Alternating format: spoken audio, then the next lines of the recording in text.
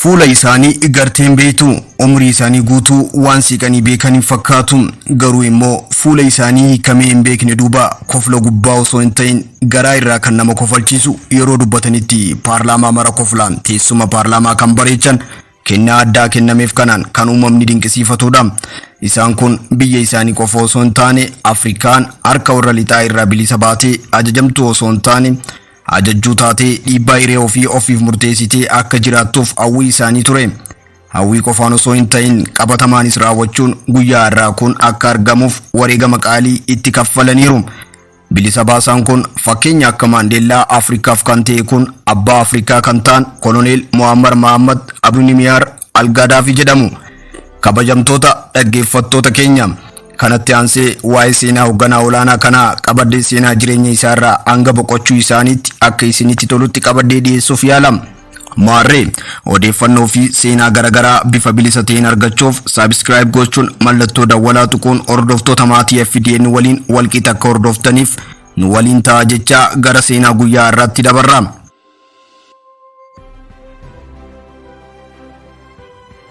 Yeroon isaa akka warra Awurooppaatti bara 1940 ture.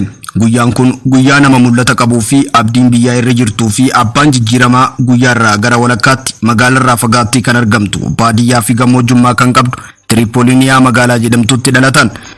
Gadaafiin obboloota dubartootaa gurguddoo sadii kan qaban yoo ta'u ilma dhiiraa tokkichaa fi quxisuu maatii sanii turan. Sababa kanaaf maatii isaarraa deeggarsa addaa godhamaa fi qananii addaan kan guddatanidha. Biyyi isaanii Liibiyaan waggoota hedduuf harka Xaaliyaanitti kuftee kan turte yommuu taatu bara 1945 booda immoo Ingilizii fi Faransaayitti dabalamuun qabeenya uumamaa biyyattiin qabdu akka fedha isaanii saamuun itti fayyadamaa turan.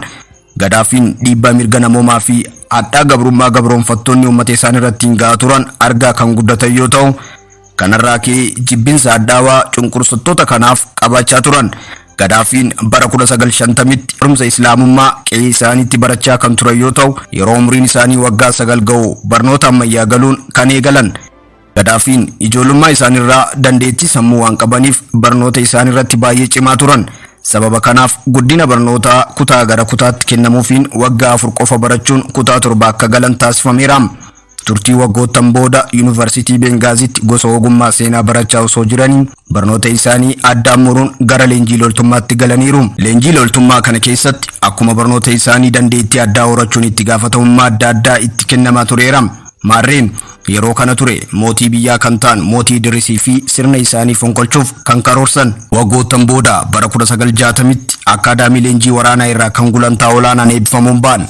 Ada fonqolchaa sirna mootii qaban yeroof tursiisuun waggoota 4f tursiisanii bara 1969 Seepteembar irratti mootii Idris barcuma irraa kaasuun teessoo biyyattii to'annaa isaa jala oolchaniiru. Eeyyeen gaafa guyyaa kanarraa jalqabee rakkoon uummata Liibiyaa akka urree roobaa aduun dhabamtetti kan irraa maramte. Yeroo kanarraa eegalee hooggantoota duraan turan biyyaa baasuun namoota isaaniin kan bakka buufatan. Gadaafiin hooggantoota biyya biroo irraa wanti adda isaan godhu waan tokko qabu. Kunis eegdonni isaa dhiira osoo hin ta'in dubartootaan kan eegaman ta'uu isaaniiti. Isaanis dubrummaa guutuu kan qabanii fi dhiira kan hin beekne ta'uu isaaniiti. Gadaafiin kan adda taasisu inni biraa immoo loltoota Ameerikaa, Ingilizii fi Xaaliyaan waggootan baay'eef uummataa fi qabeenya biyyattii xuuxaa turan atattamaan biyya isaanii keessaa akka ba'aniif ari'uun gaafa dhaga'amu uummanni Liibiyaa gocha kanaan kan dinqisiifataman jaalala uummata isaaniirraa horachuun uummannis deeggarsa olaanaa isaaf qaban ibsatan. Of bira dabranii hoogganaan kun hooggantoota Afrikaa maraan loltuun biyyoota alaa biyya isaanii keessaa akka ari'aman taasisuu fi turtii hanga ammaa keessatti saamicha biyyoota irratti taasisaniif kaasaa akka kaffalan akka taasifamu jechuun marii biyyoolessaa olaanaa irratti dubbataniiru. Jechi kun immoo addunyaa guutuu raajeffachiisuun taatee dhagaamee hin beeknee fi ni mudata jedhamee hin eegamne ta'uun hooggansa akka malee nama tuffatuu fi akka malee quufe kun eessaa ba'e jechuun warri Awurooppaa fi araaraa biyya namaa saamuu qaban mara mufachiise. Ijaamtuun ilaalaa turan. Gadaafiin Yahudoota biyya isaa keessa jiraatan mara biyya ari'uun sirna ittiin bulmaata amantaa shari'aa sirriitti akka hojiirra oolan taasiseera. Kana malees biyyattii keessatti iddoo dhugaatii fi qumaaraa garagaraa itti gaggeeffamu mara cufsiisuun biyya qulqulleessan. Akkasumas sirna lakkaawii waggoota biyyattii jijjiiruun gaafa boqochuu sallallahu alaihi wasallam nabi Muhammad irraa as guyyaa sanirraa tokko jedhamee akka lakkaawamu taasisuun hojiirra oolche. Yaansuun sirna mootii ture mara wali qabee darbuun biyyattii qulqulleessuun mana marii uummataan biyya bultu taasisuun marii hundeessuun tarkaanfiiwwan isaa itti aanan ture. Liibiyaa Arab Jamaahariyaa jechuun maqaa biyya isaanii akka waamamtu taasisaniiru. Ija ummataa kan ture qabeenyi biyyattii boba'aan qabdu kan warra lixaatiin qabamee ture irraa ari'uun qabeenya biyyattii taasiseera. Kanaan booda ture Muammar Gaddaafiin nama isa dhaabu kan dhabame. Qabeenyi biyyattii boba'aan gurguramee galii biyyaa ta'uun ummata isaanii qananii takka arganii hin beekne akka tajaajilaman hooggansa isaaniin kan ta'e. Maal hojjeteef kan jettan yoo ta'e manneen barumsaa fi manneen kitaaba biyyattii keessatti magaalaa fi baadiyyaa jiran mara keessatti akka ijaaraman taasisuun barreessuu fi dubbisuu lammiilee hin dandeenye hundi akka argatan taasifameera.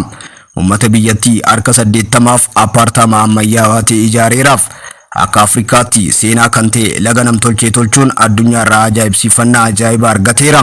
Sadarkaadhaan sadarkaa 8ffaa irratti argameeras. Gammoojjii baadiyyaa Liibiyaa bishaan hin qabne hunda keessa boombaa bishaanii diriirsaniiru. Ummata Liibiyaa maraaf ganama cireef kan ta'u daabboo mootummaatu danda'a. Yeroo ayyaanni dhufe mara maatii hundaaf hoolaatu kennamaaf. Kanneen haarawa bultii ijaaraniif mana isaanii kan ittiin ijaarratan doolaara 60,000 mootummaatu kaffala.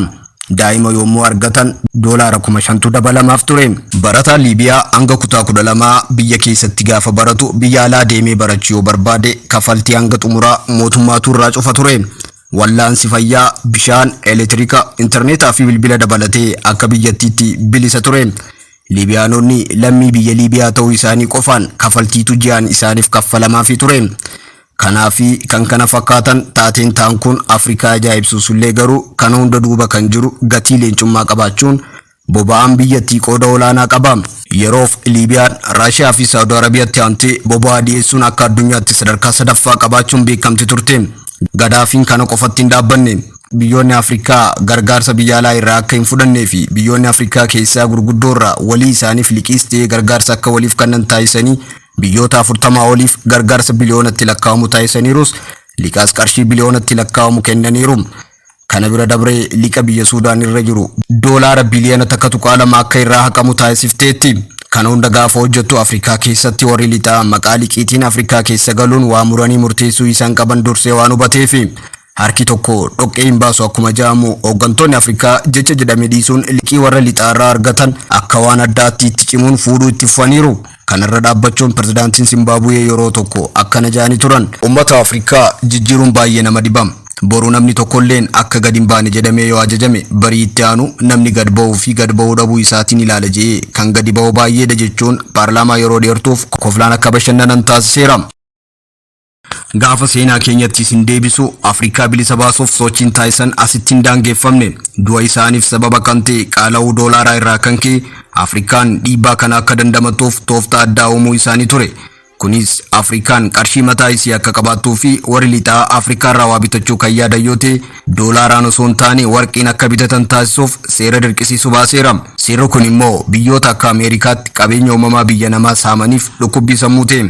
Kana qofa osoo hin taane diinagdee Ameerikaa irratti kufaatii hammaataa waan fiduuf Ameerikaa fi jala deemtonni Ameerikaa osoo Gaddaafiin nun dursine dursuu qabna jechuun onkololeessa 20 bara 2010 akka Ameerikaa fi humni qindaawaan kibba Atlaantikitti argamu waliin ta'uun riphee loltoota Liibiyaa hidhachiisuun koloneel Muammar Gaddaaf akka fonqolchaniif hidhachiisuun humna cimsuun itti bobbaasan.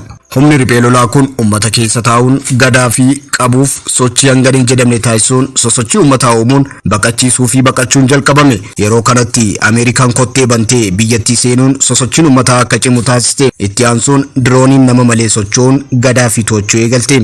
Jeettonni Faransaay tarkaanfii samiirraa fudhachuun lola gaggeessuun Gaddaafi madeessan. Itti aansuun Ameerikaan diroonii nama maleen socho'uun Gaddaafi sochii dhorguun biyyuma isaanii tuubboo bishaanii guddaa keessa akka jiran riphee loltootaaf odeeffannoo kennuun riphee loltoonni tuubboo keessaa baasuun reebicha akka malee reebuun madeessanii ajjeesan.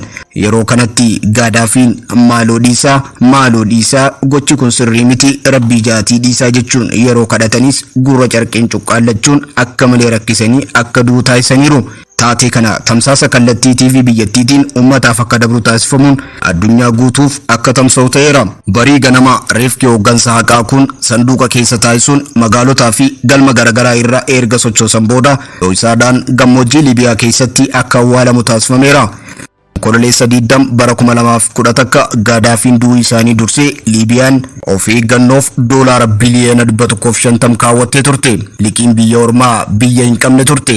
Waggoota 3 booda bara 2014 irratti biitti Liibiyaa jedhamtu seenaa taatee argamte. Liqiin birrii biliyoona 46.37 biyya fe'atte taatee argamte.